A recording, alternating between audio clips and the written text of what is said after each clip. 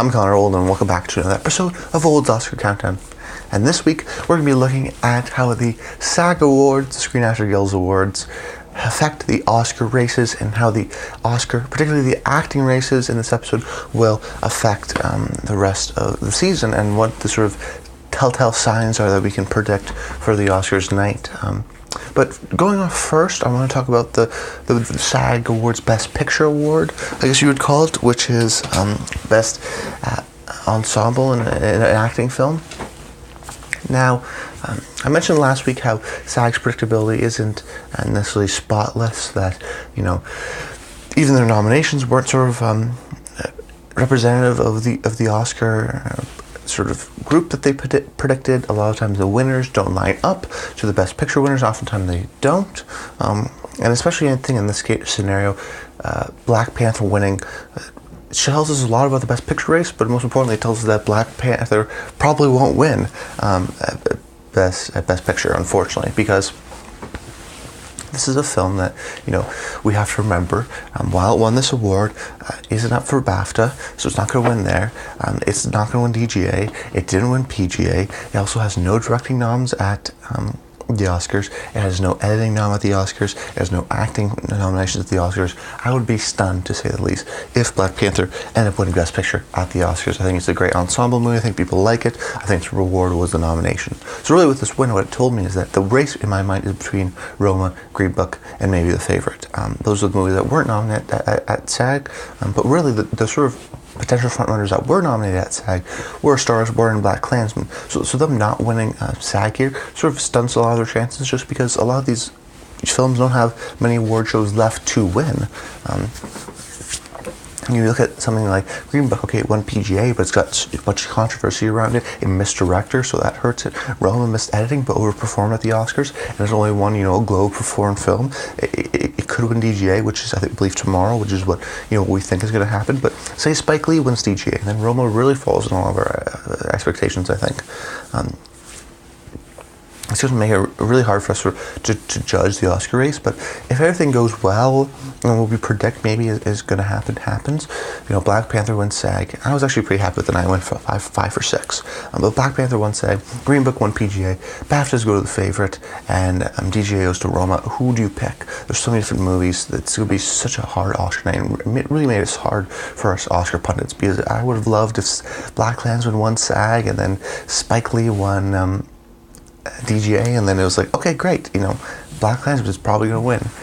Even still, it'll be so much difficult to predict. And really, I think the dark horse would be The Favourite, because, well, I don't think the Favourite's not nominated at DGA, so it can't win there. It could win at BAFTA because it has so much support there. That could be sort of the late Oscar surge of the BAFTA winners, potentially. Coming in. So the Oscar race, as I'm looking at it, I'm still having Roma as my front runner. Green Book could come in here, but really the Black Panther win just shows that some of the potentials, maybe A Star is Born, maybe BlacKkKlansman, are less than we think. So really it's a Green Book Roma Favourite kind of situation. Okay, moving into the first category, the very confusing, but now less confusing Best Actor race. I predicted Rami Malek to win SAG, and I was right. And that really gives him a lot of momentum. Winning, you know, the Golden Globe for Best Drama, and also him getting Best Actor really gave the film a lot of steam, enough steam to push him over the edge into getting an editing nomination and actually a Best Picture nomination. So really what I like to do with the Oscars, what I've seen the trend of the last few years, is that they like to give the one film, not necessarily people of the film, but one member of the film, one, you know, if it's production design or costume design, they want to give the Best Picture at least one award. And I think Bohemian Rhapsody is not going to win something like editing. I think he's probably going to win Best Actor for Rami Malek. With the Globes win, which was a great speech, with the SAG win, which maybe was more akin to go to Christian Bale and his sort of complete transformation, I think that really, you know, people are saying, oh, wait, you know, Christian Bale could still win BAFTA and could change the race because, you know, you have to give Vice something. However, I still think that there's something that people are missing. Yes, the BAFTA, yes, Christian Bale is a Welsh actor, which is part, you know, in Wales, which is part of the UK, so they have the sort of hometown favoritism there. And yes, he's playing, you know, an American figure, and the British love sort of, the BAFTAs love looking at movies sort of explain the states and the political system. However, Rami Malek is playing Freddie Mercury, and Freddie Mercury is an Englishman. So I think that he's playing a classic, iconic English frontman of Freddie Mercury of the band Queen. So I think that aspect is something that we don't want to forget about, really, is that it's not like Christian Bale only has the British factor. Rami Malek also has a British factor, and a lot of times they do, I think in my mind, they predict the frontrunners. They don't necessarily like to go out on a limb unless it's something like a supporting actor nomination. So I think that in a lot of ways, Rami Malek should win Best Actor and should win Best Actor at the Oscars. Okay, now going to the acting race, my frontrunner is Glenn Close. However, I don't think this race is as locked as some people think of it. We have these Oscar races every single year, or certain years in certain categories where it's their year. And this year for the acting races, it's Glenn Close's year. This is her 7th nomination. She had an amazing speech at the Globes, which tied into her film. She tied into sort of modern day politics. And sort of a Me Too movement-esque speech, which was got a standing ovation at the Globes. She won SAG here. She'll most likely win BAFTA.